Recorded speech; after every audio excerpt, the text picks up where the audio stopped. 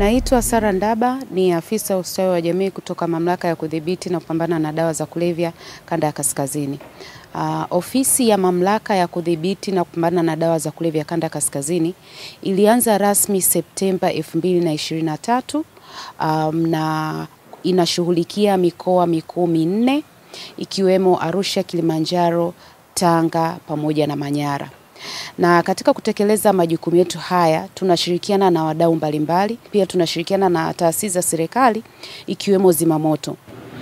Naitwa Oswald Mwenjejere, ni mrakibu mwandamizi wa Jeshi la Zimamoto na Uokoaji, lakini ndo kaimu kamanda wa zimamoto mkoa wa Arusha. Na kama vinavyofahamika, dawa za kulevya hazimhusu tu mwananchi wa kawaida. Dawa za kulevya ni athari kwa wananchi wote, bila kujali unafanya kazi wapi, unahudumia watu gani. Kwa elimu hii imekuwa msaada kwetu, imetusaidia kuzuia, kuwajulisha maafisa na askari juu ya madhara ya kutumia dawa za matumizi ya kawaida isivyo kufuata utaratibu, kwamba nazo pia zinaweza kuletea madhara. Lakini vile vile matumizi mabaya ya dawa zingine kama bangi. Lakini kama vile haitoshi, hata sisi kwa ushirikiano tulionao wametuletea baadhi ya watu wanaohusika na mambo ya sober house, tukiamini ndiko wanakowatunza na kuwarekebisha wale watu ambao warahibu ambao wameathirika na dawa za kulevya. Na wamekuja kwetu kwa ajili ya kupata elimu dhidi ya kukabiliana na majanga ya moto na kujikinga vile vile dhidi ya majanga ya moto. Kwa elimu hii tunaamini ni elimu ambayo itawasaidia katika kukinga nyumba zao, lakini na kujikinga wao wenyewe na kujua zaidi namna ya kujiokoa pindi madhara kama hayo yakijitokeza. Kwa tunamshukuru afande Kamishna Jenerali kwa kutupa ushirikiano wa namna hii, afande Kamishna Jenerali wa dawa za kulevya kwa kushirikiana na afande Kamishna Jenerali wa Jeshi la Zimamoto na Uokoaji. Kwa pamoja wamekuwa kituhimiza kutoa ushirikiano kwa vyombo vingine ambavyo tunashirikiana katika kufanya kazi hizi. Na kama inavyofahamika, hizi kazi zote zinazofanyika, serikali imeamua kuunda taasisi hizi kwa nia njema tu ya kuwezesha wananchi kuishi katika maisha ambayo yanastahili. Na ili uweze kuishi katika maisha yanastahili ni lazima kufuata na kuzingatia taratibu za kisheria. Moja, kuepuka dawa za kulevya. Maana dawa za kulevya kwetu sisi ni changamoto. Na si tu kwa mamlaka, hata kwetu. Mathalan, katika mwaka ulioisha kumekuwa na matukio karibu 4 ambayo moto umesababishwa na watu walioathirika na dawa za kulevya. Ni vijana ambao wamevuta bangi, ameingia ndani, anafanya vitu visivyofaa kwa sababu ana madai yake ambayo hayakubaliki katika familia yao. Kwa katika revenge anajikuta anawasha nyumba. Tumeona matukio 4 kwa mwaka ulioisha. Kwa tunaamini elimu hii ikiendelea kutolewa kwa wengi itasaidia kupunguza, kama sio kuondoa kabisa, namna ya kuachana na dawa za kulevya. Kwa kuwa Mamlaka ya Kudhibiti na Kupambana na Dawa za Kulevya inazisimamia nyumba za upataji nafuu kupitia mwongozo wa uanzishaji na uendeshaji wa nyumba za upataji nafuu, basi ni jukumu letu pia kuhakikisha zile nyumba zinakuwa salama pamoja na kufuata utaratibu ambao umeongozwa katika mwongozo wa uanzishaji na uendeshaji wa nyumba za upataji nafuu. Mojawapo ya asasi ya kiraia ambayo tunashirikiana nayo inaitwa YCR, Youth and Community Rehabilitation, ambayo inafanya kazi ya kuwaibua waraibu wa dawa za kulevya na kuwapeleka kwenye huduma za tiba ikiwemo methadone. Kwa majina naitwa Mary Charles Fidelis, natokea asasi ya YCR. YCR ni asasi ya kiraia ambayo kirefu chake ni Youth and Community Rehabilitation. Kwa hapa Arusha, YCR inafanya shughuli mbalimbali ikiwepo outreach. Tunaenda mitaani, tunaelimisha jamii juu ya athari ya matumizi ya dawa za kulevya na kuendelea na tiba, kuingia kwenye tiba ya methadone.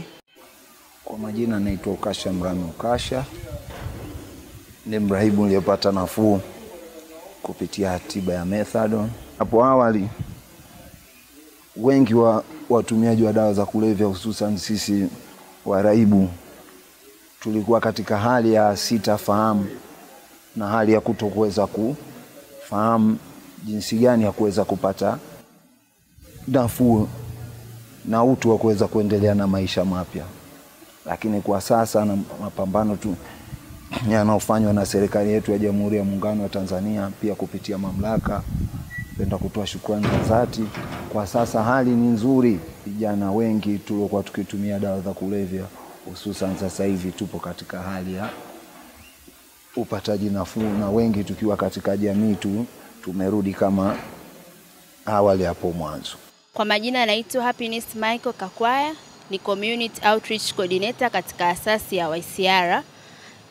Mimi nipo katika kitengo cha outreach ambapo tunadili sana na maskani. Kwa sasa hivi na kipindi cha nyuma hapo awali kuna mabadiliko makubwa. Hali ya maskani sasa hivi yani watu wamekuwa improved. Kwa sasa hivi upatikanaji wa methadone umekuwa ni mrahisi sana. Pia tumekuwa tukishirikiana na mamlaka ya kudhibiti na kupambana na dawa za kulevya ambapo ofisi yao ipo hapa katika kanda kaskazini ikiwa hapa Arusha.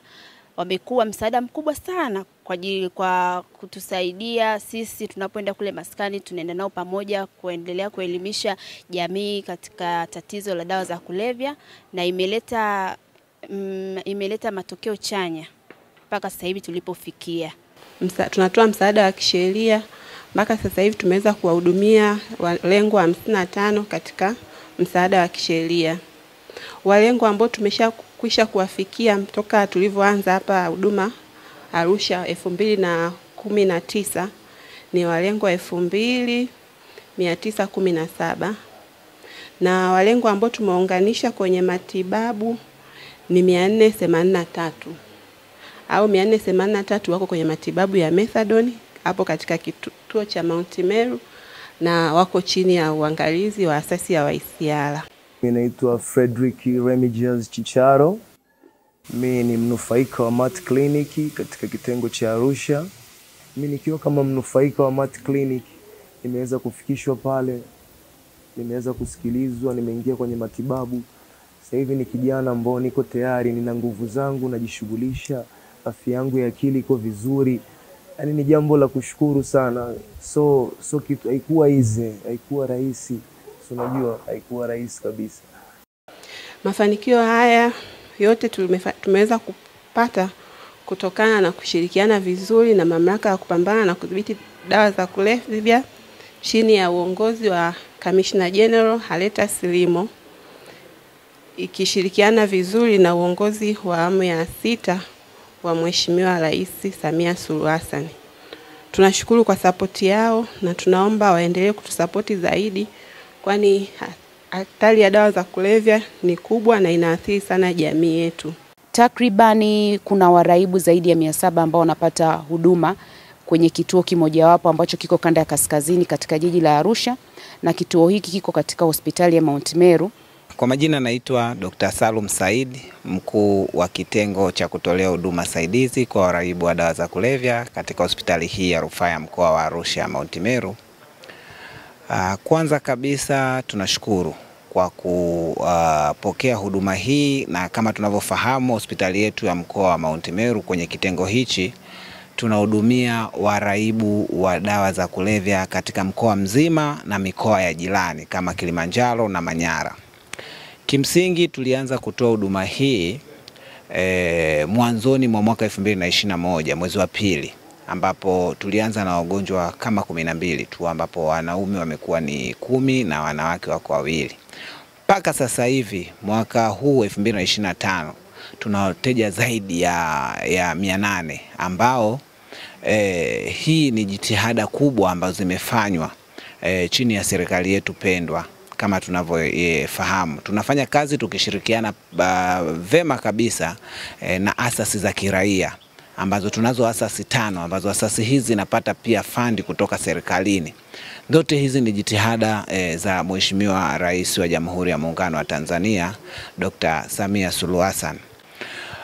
Kitengo chetu kinafanya kazi chini ya Wizara ya Afya kama ilivyo hospitali ya rufaa ya mkoa wa Arusha, lakini pia kikishirikiana vema kabisa na mamlaka ya kudhibiti na kupambana na dawa za kulevya ambayo inaongozwa na Commissioner General Aratas James Silimo.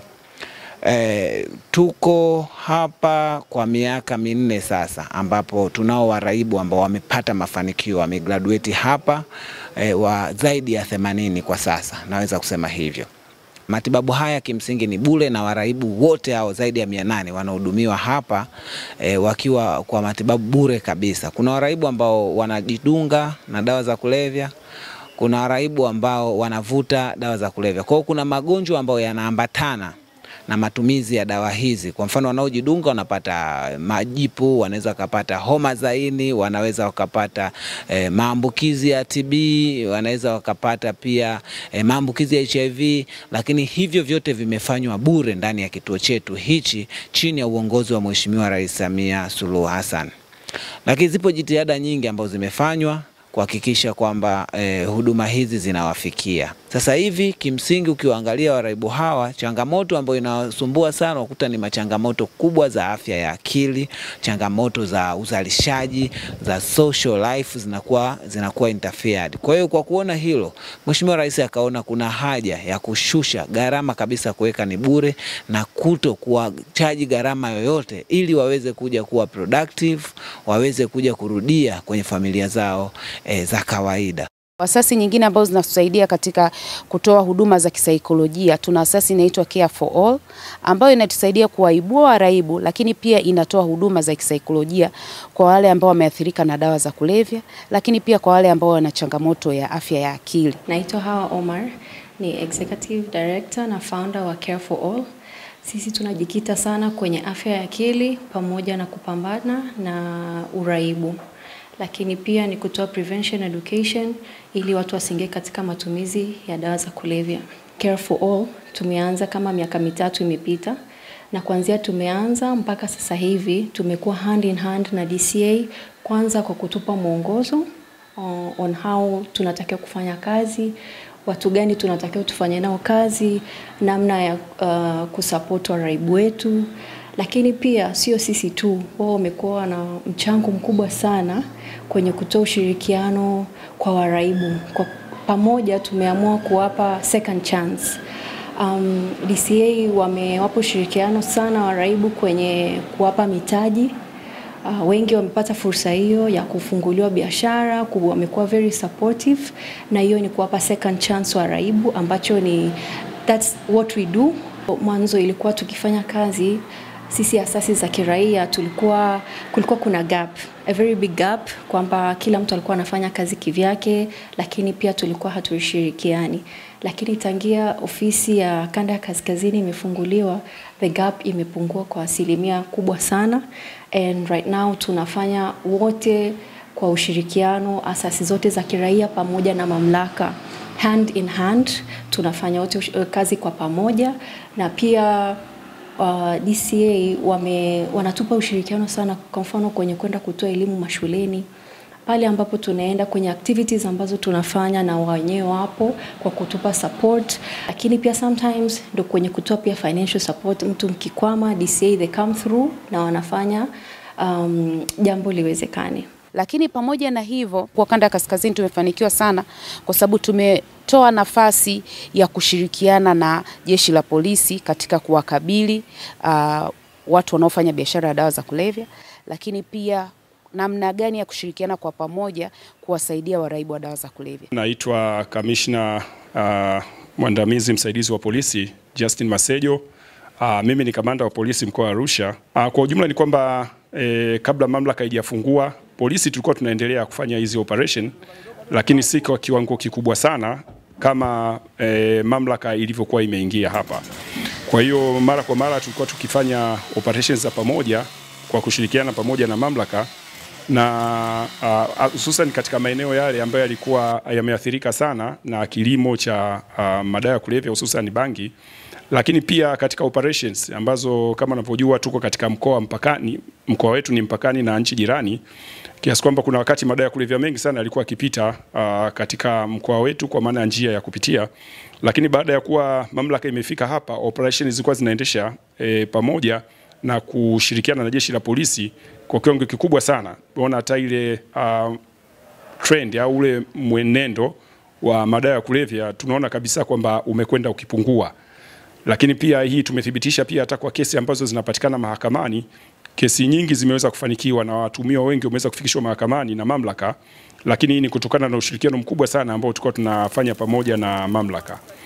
Lakini vile vile kiashiria kingine kwamba madawa ya kulevya yanakwenda yakipungua, uhalifu kwa sababu kuna uhalifu mwingine unatokana kwa sababu ya aidha vijana kutumia vilevi, madawa ya kulevya, hususan madawa ya kulevya. Maeneo mengi naona hali ya uhalifu kwa Arusha imekwenda ikipungua siku hadi siku. Kama mnavyojua, mkoa wa Arusha ni mkoa wa kitalii pia. Miaka ya nyuma kulikuwa na wakati mwingine watalii wanafika wakilalamika wamechukuliwa vitu vyao, lakini tunaona kwa muda huu imekwenda ikipungua sana. Tunaamini kabisa waraibu wa dawa za kulevya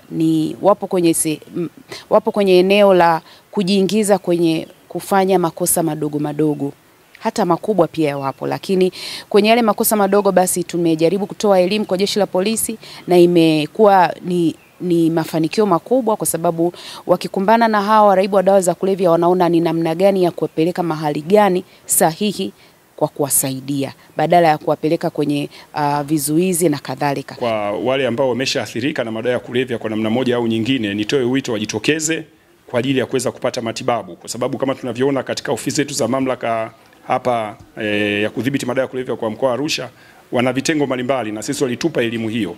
Kwa hiyo na sisi pia tuna wapa wito wale ambao walikuwa wanatumia madawa ya kulevya, wameingia hilo janga kwa namna yoyote hile, lakini wamejikuta wameingia katika hilo janga, basi wajitokeze kwa ajili ya kupata matibabu. Na sisi kama jeshi la polisi kwa kweli tunawatia moyo, hatutawakamata kwa sababu ni watu ambao wanahitaji msaada. Lakini pia tumeshirikiana nao kwa karibu sana katika kuwasaidia pia waraibu wa dawa za kulevya, wale ambao wameshapata nafuu, ikiwemo wanawake. Kwa kushirikiana na ofisi ya OCD mkoa wa Arusha, wanawake wameweza kupata vifaa vya kuweza kuwasaidia katika ujasiriamali, hususan kwenye eneo la mamalishe. Kwa sababu nafahamu kwamba tuna dawati la kina mama polisi TPFnet, pia mamlaka imekuwa ikiwahusisha pia kwenda kutembea kwenye nyumba za wakina mama ambao ni waraibu, kutoa misaada mbalimbali, lakini pia na kuwatia moyo. Kwa hiyo tunashukuru sana kwa ushirikiano huo ambao kwetu imekuwa ni msaada mkubwa sana. Nadhani pia ushirikiano huu ambao natoka katika mikoa ya wenzangu, kwa sababu tunawasiliana na mikoa ya wenzangu, basi tunazidi kumuombea sisi aendelee kufanya hiyo kazi kwa moyo mkubwa na kizalendo sana. Na sisi basi kama wafuasi, basi tunamuona kiongozi wetu wa jinsi anavyokwenda, na sisi tunaona kabisa msimamo wake ukoje kuhusiana na madawa ya kulevya. Kwa hiyo imekuwa ni msaada mkubwa sana kwetu. Lakini pamoja na hivyo, tunafanya kazi kwa karibu na Secretariat ya Tume ya Maadili ya Utumishi wa Umma ambayo ipo chini ya ofisi ya Rais.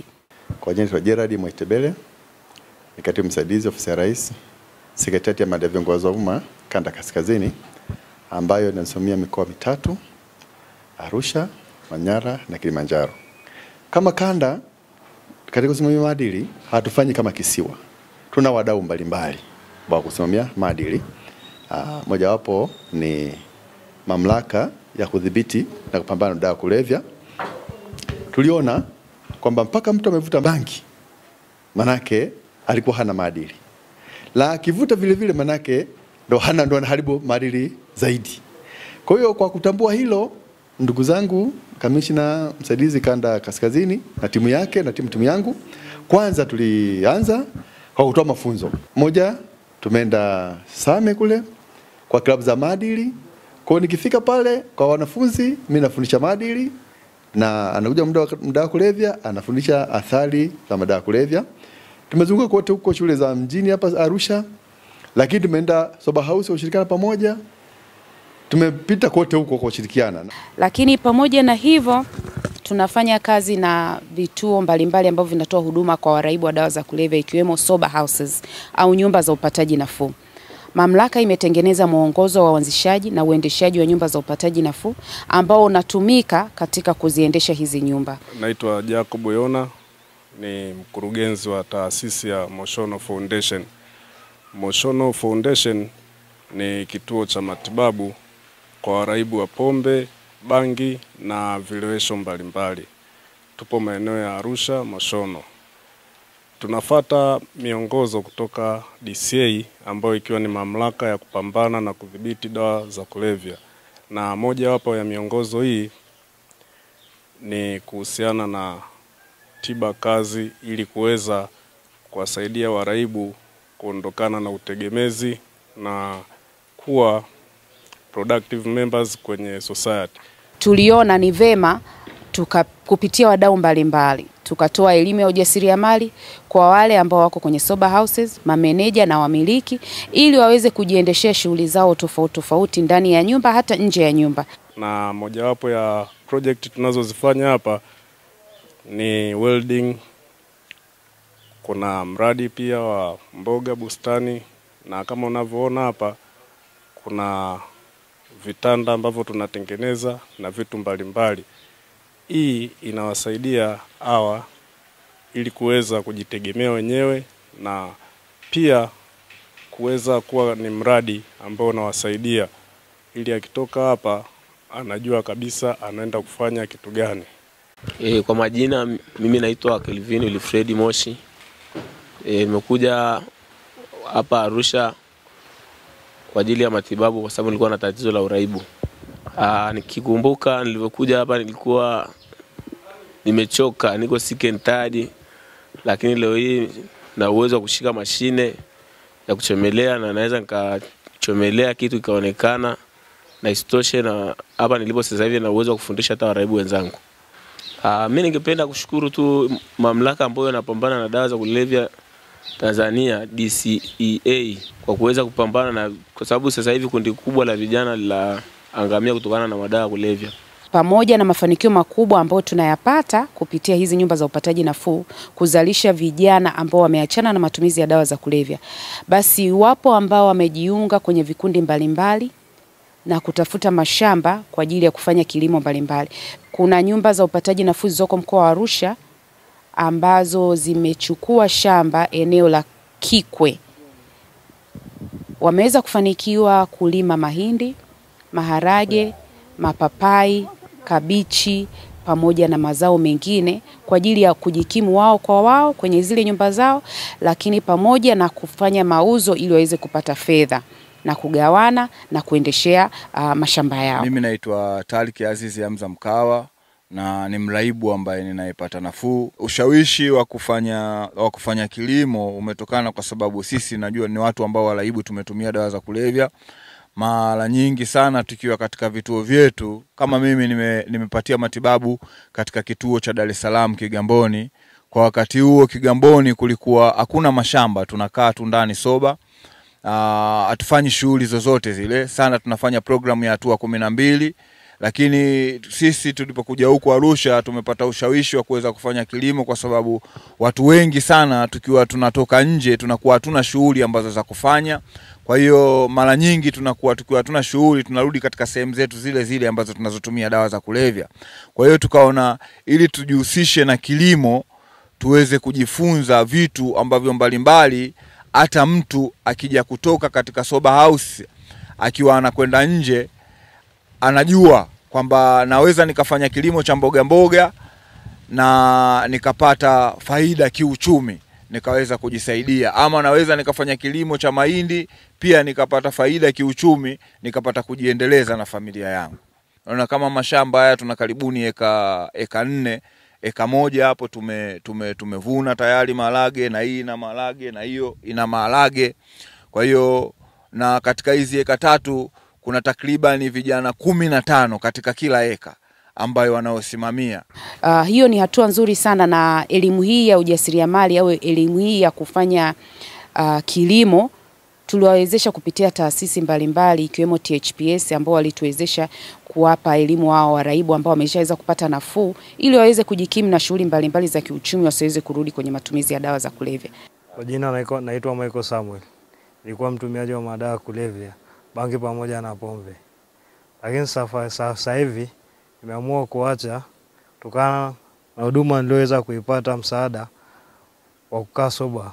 Kwa hiyo nashukuru Mungu yote hayo imenisaidia, imebidi nibadilike. Sasa hivi nimeshakuwa mkulima, najitegemea huko shambani. Kutokana nilivyokuwa mtumiaji wa madawa, nilikuwa mimi ni mwizi, sijui cha jembe wala sijui kukaa na nini, kuiba tu vya. Sasa hivi nashukuru Mungu kweli, nimeshajua niko shambani, naweza kujitegemea. Hata nitakapoondoka hapa soba na uwezo wa kwenda kukaa sehemu nyingine na kuendeleza kilimo changu. na maisha yangu yatazidi kuwa mazuri na sitopata tena ile hamu ya kutumia, maana nitakuwa niko busy na shamba. Lakini pamoja na hivyo, mamlaka ya kudhibiti na kupambana na dawa za kulevya kanda kaskazini inafanya kazi kwa karibu sana na ofisi ya mkuu wa wilaya ya Rumeru pamoja na vyombo vya ulinzi na usalama vilivyoko katika wilaya ile. Tunafahamu eneo la Kisimiri liko ndani ya wilaya ya Rumeru na eneo hili lilikuwa ni korofi sana katika kilimo cha bangi. Na kwa ushirikiano wa ofisi ya mkuu wa wilaya, vyombo vya ulinzi na usalama pamoja na mamlaka ya kudhibiti na kupambana na dawa za kulevya ya kanda ya kaskazini, tuliweza kuungana kwa pamoja kuona namna gani ya kukabiliana na kilimo hiki, watu wale waweze kuachana na kilimo cha bangi.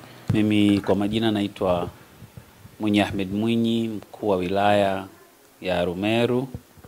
Kwa miaka miwili mamlaka hii ya kudhibiti na kupambana na madawa ya kulevya nchini imefanya kazi karibu sana na ofisi ya mkuu wa wilaya ya Rumeru katika mapambano dhidi ya madawa ya kulevya katika wilaya yetu, katika maeneo ya kijiji cha Kisimiri, kitongoji cha Jangwale, lakini Kisimiri juu, lakini pia Kisimiri chini, kitongoji cha Zahanati. Kupitia operation mbalimbali, mamlaka ya kudhibiti na kupambana na madawa ya kulevya kwa kushirikiana na vyombo vingine, lakini pia kwa kushirikiana kwa karibu na ofisi ya wilaya ya Rumeru, imeweza kufanya operation mbalimbali za kupambana na kudhibiti madawa ya kulevya aina ya bangi, ambapo kwa jumla ya ekari 711 zilikuwa na bangi, lakini pia kukamata jumla ya magunia 164 na mbegu kilogramu 381 zilizokuwa zimehifadhiwa katika maeneo hayo mbalimbali ya Kisimiri juu, kijiji cha Kisimiri juu, lakini pia Kisimiri chini. Mafanikio ni mengi ambayo kwa miaka miwili hii tumeweza kuyafikia kama serikali, lakini kwa kushirikiana kwa karibu na mamlaka ya kudhibiti na kupambana na madawa ya kulevya, ikiwemo kuteketeza mazao hayo kitakwimu kama nilivyoeleza awali, lakini pia uelewa wa wananchi juu ya kuacha kujihusisha na biashara hii haramu, ambapo kabla ya hapo wananchi walikuwa kwa maeneo hayo wakilima mazao haya, lakini wakifanya biashara hii haramu bila kificho.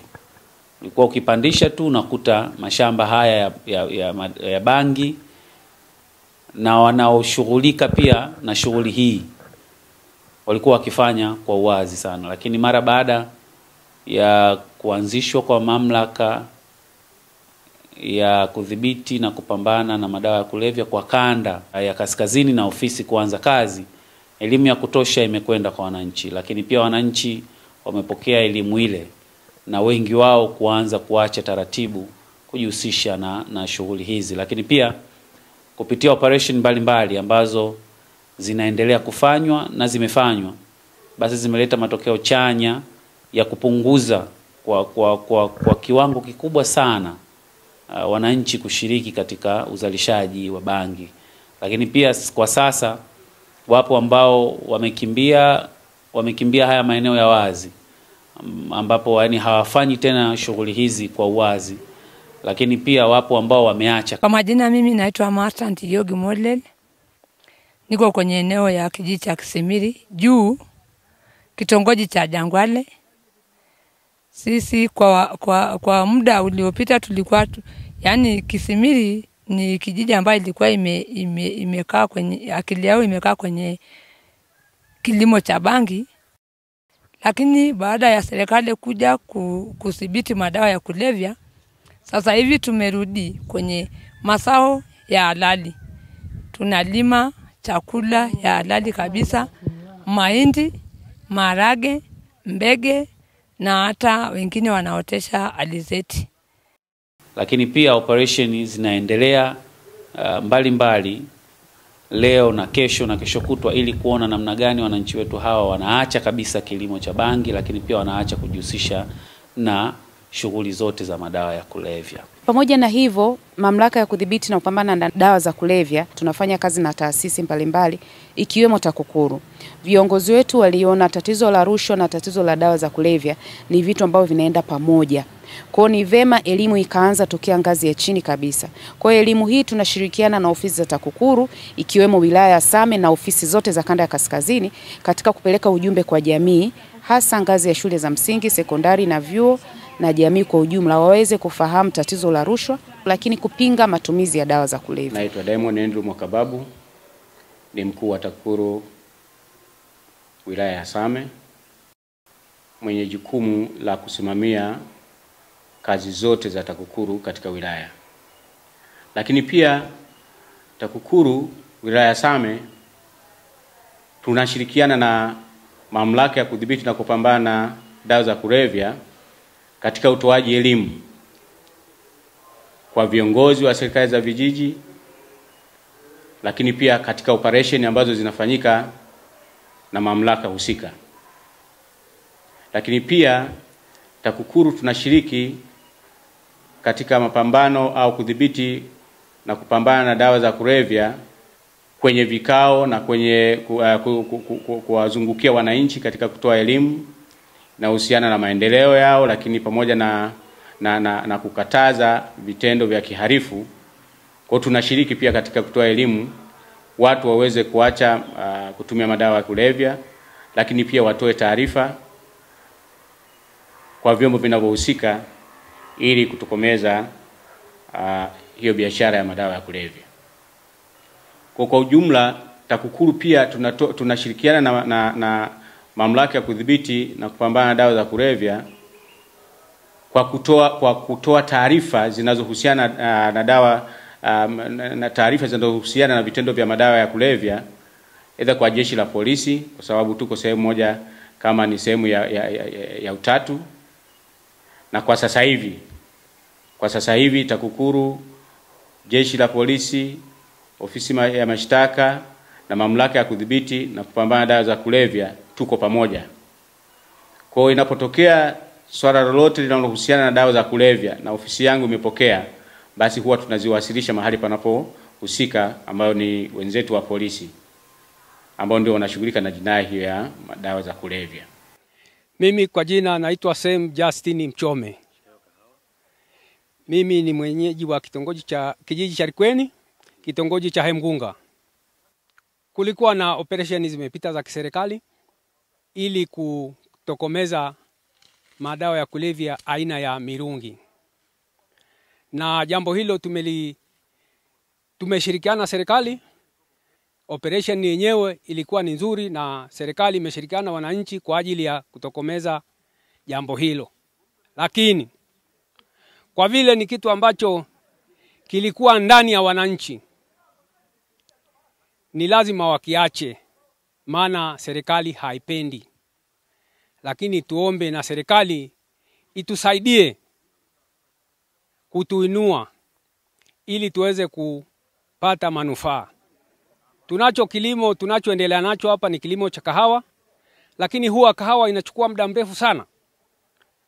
Tumeletewa mradi wa maparachichi, na nakumbuka tena tuliomba kwamba tuletewe afisa kilimo. Tunashukuru kwa sasa hivi, maana afisa kilimo washafika kwenye eneo hilo. Tunashukuru serikali,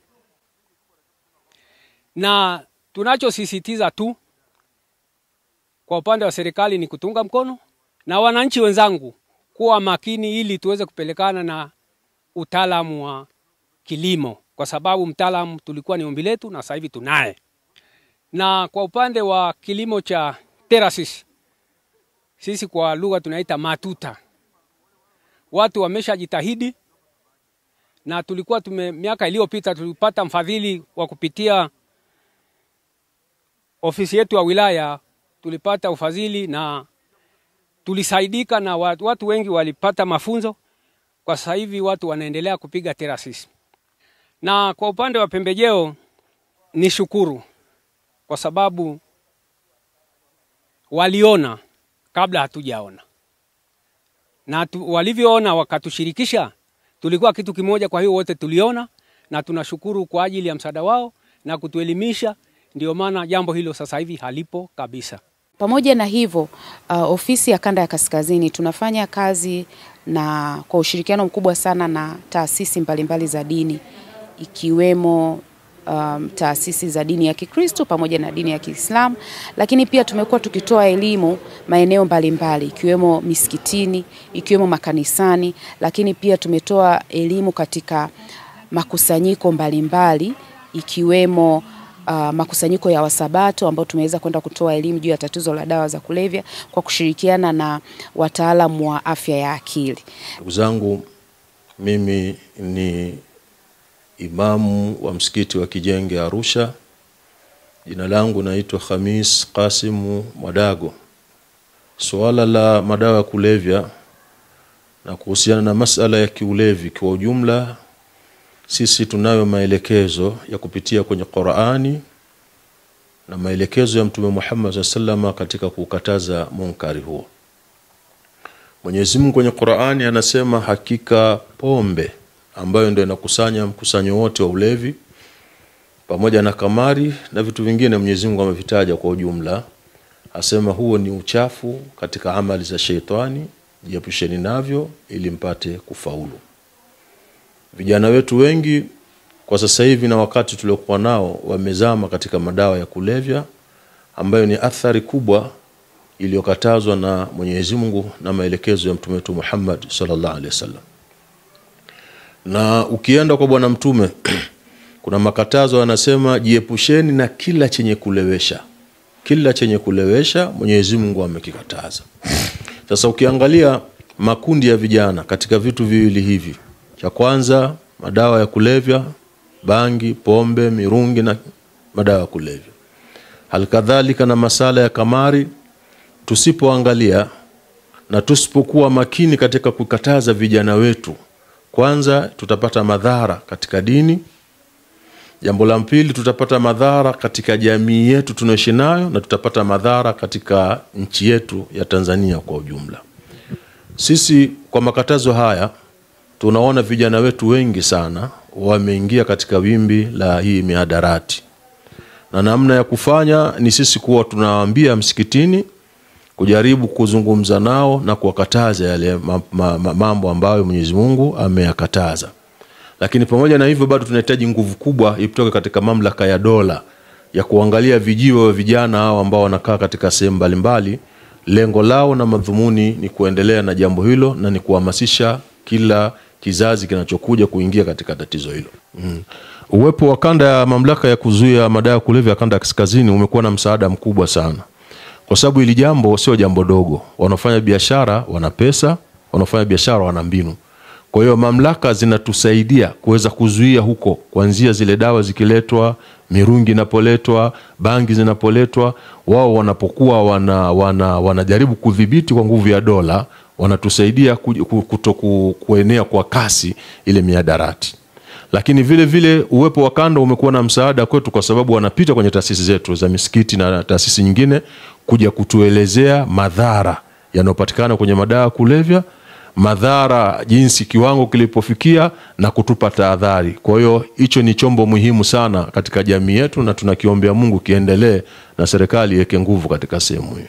Lakini eneo hili tunaona kwamba ni eneo mahususi kabisa kwa sababu ni eneo la kiimani zaidi. Ni vema tukatia nguvu kubwa katika kutoa elimu maeneo hayo, kwa sababu pale ambapo kiongozi wa dini anatoa elimu juu ya tatizo la dawa za kulevya au kukaribishwa kwetu tu sisi katika kutoa elimu kwenye vyombo vya kwenye maeneo ya dini ikiwemo makanisa na misikiti, tunaamini kabisa kwamba viongozi wa dini wamekubaliana na hilo tatizo la dawa za kulevya na wameona kwamba ni vema elimu hii ikapitishwa kwenye makanisa au kwenye misikiti yao ili waumini wao waweze kupata hii elimu. Mimi kwa jina naitwa Ghulam Hussein Ramadhan Mukhtar, ambaye nipo katika kamati ya amani ya mkoa wa Arusha, kamishna wa dawa ya kulevya. Tokea mwaka 2023 tumekuwa naye karibu sana. Hususan tunamshukuru Mheshimiwa Rais kwa kuteua kitengo hichi kwa ajili ya kupiga vita dawa za kulevya, ambayo imetupa sisi furaha sana kwa sababu ya kuona kwamba hayo yanayotendeka sio mazuri. Hili ni kwamba tunamshukuru sana Mwenyezi Mungu kwamba alitupatia kamishna mwema sana ambaye anafanya kazi nzuri pamoja na timu yake nzima kutoka Dar es Salaam, kutoka Zanzibar, hapa Arusha mkoani. Tuna watu wanaofanya kazi kwa vizuri sana na tulishirikiana sana katika kwenda Kashmiri, na alhamdulillah rabbil alamin, Mwenyezi Mungu ametusaidia, wameweza kutusikiliza na mimi nilipata fursa ya kwenda kuongea nao. Jamii inapewa elimu juu ya athari za matumizi ya dawa za kulevya, lakini pia inapewa elimu juu ya athari za kujiingiza kwenye biashara ya dawa za kulevya. Tumeona ni vema kutoa elimu kwanza kabla hatujaingia kwenye kufanya operation. Lakini baada ya elimu zile tunazozitoa, pia tunaingia kwenye swala la operation kwa wale ambao bado hawajakubaliana na kuachana na biashara ya dawa za kulevya au kuachana na matumizi ya dawa za kulevya. Na kwa maana hiyo basi unaweza ukakuta familia, baba au mama imejiingiza kwenye biashara hiyo, na katika kujiingiza kwenye biashara hiyo sisi tunapokuja tunafanya operation mbalimbali, na tukimkamata na ikithibitika kwamba kweli anafanya biashara, basi anaingia kwenye vyombo vya sheria. Ile familia inabakije? Familia iliyokuwa inamtegemea yule ambaye amekamatwa inabaki vipi? Sisi kama mamlaka ya kudhibiti na kupambana na dawa za kulevya, hilo tumeliona na tumekuwa karibu sana na watendaji wa mitaa au watendaji wa kata wa lile eneo husika, kwa sababu ni kweli tunafanya operation na watu wanakamatwa, na inawezekana kabisa wale wanaokamatwa ni ambao wanategemewa na ile familia. Sasa sisi mamlaka, kwa kuona hilo, ili familia iweze kupata mahitaji ya msingi, iweze kupata elimu, kwa sababu unaweza kukuta ni watoto ambao wanaenda shule lakini inabidi waache kwenda shule kutokana na yule mtegemezi wao kuondoka kwenda kwenye vyombo vya sheria. Kwa majina naitwa Neema Omari. Sisi tumeachana na kilimo cha madawa ya kulevya. Kwa sasa hivi tunajishughulisha na kahawa, ndizi, lakini pia tulikuwa tunaomba sapoti kwamba kama serikali inaweza kutusaidia, iweze kutupatia mbolea ili tuweze kujiendeleza na kilimo zaidi. Ardhi iliyopo hapa inafaa kwa vitunguu, nyanya, lakini pia hata mahindi. Kiukweli eneo hili lilipata umaarufu kwa sababu lilikuwa linalima sana zao la mrungi ambalo katika serikali halihitajiki, lakini kwa sasa hivi wote wameshatoa.